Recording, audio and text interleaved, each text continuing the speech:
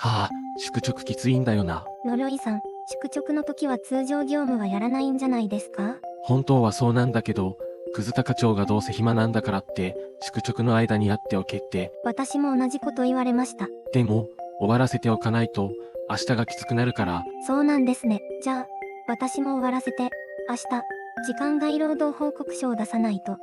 これって、時間外労働報告書って、申請できるの？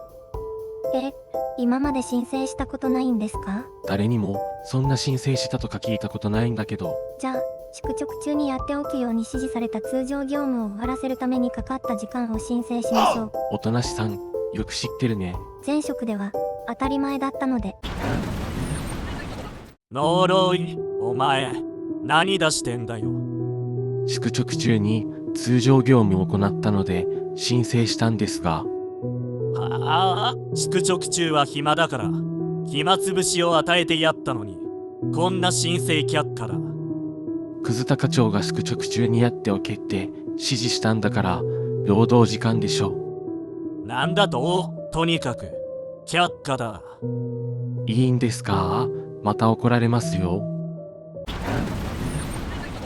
今日から宿直でなく自宅待機だから、宿直手当はなしな。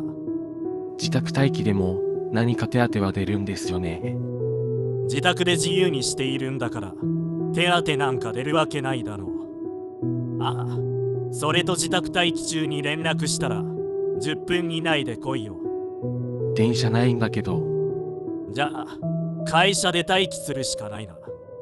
でもかわいそうだから会社の仮眠室使わせてやるよ。マジかよ。葛田課長、今すぐ総務部へ来てください。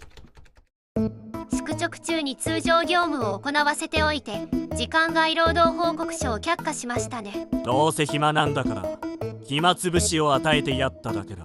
暇でなければ宿直でなくて夜勤でしょう。宿直はもう廃止したからいいだろう。廃止すれば終わりでないですよ。過去5年遡って宿直中に通常業務を行った全員の時間外労働報告書を直ちに提出してください。マジか。それと宿直を廃止したと言いながら宿直と同様な状態となることを強要していますね。宿直と同様なんかにはしていない。あら、そうなんですね。では自宅に帰ってもいいんですね。当然だ。ただし連絡したら10分以内に来てもらわないと困るけどな。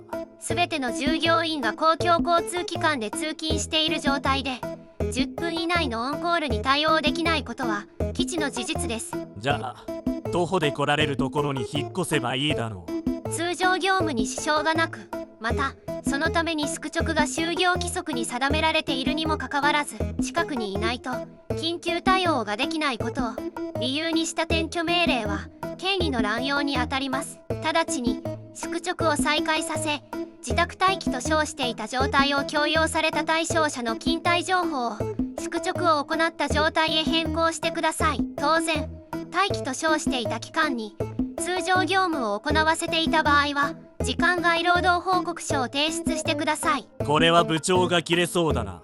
俺までとばっちりを受けそう。あなたはこれで4回目の不法行為を行いましたが、この行為者として刑事罰を受ける可能性があることを分かっていますか？社内で懲戒処分を受けたから前の3回は処理済みということだろう。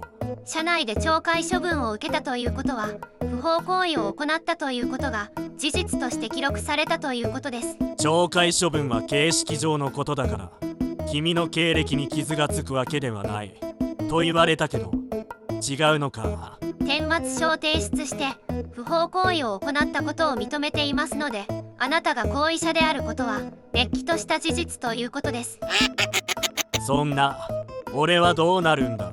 使用者にも監督責任がありますから、両罰規定によって刑事罰を受ける可能性はありますが、使用者が不法行為が発生しないように尽力していたにもかかわらず不法行為が起きたということになるとどうでしょうかね。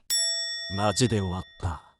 最後までご視聴ありがとうございました。チャンネル登録とベルマークをポチッとお願いいたします。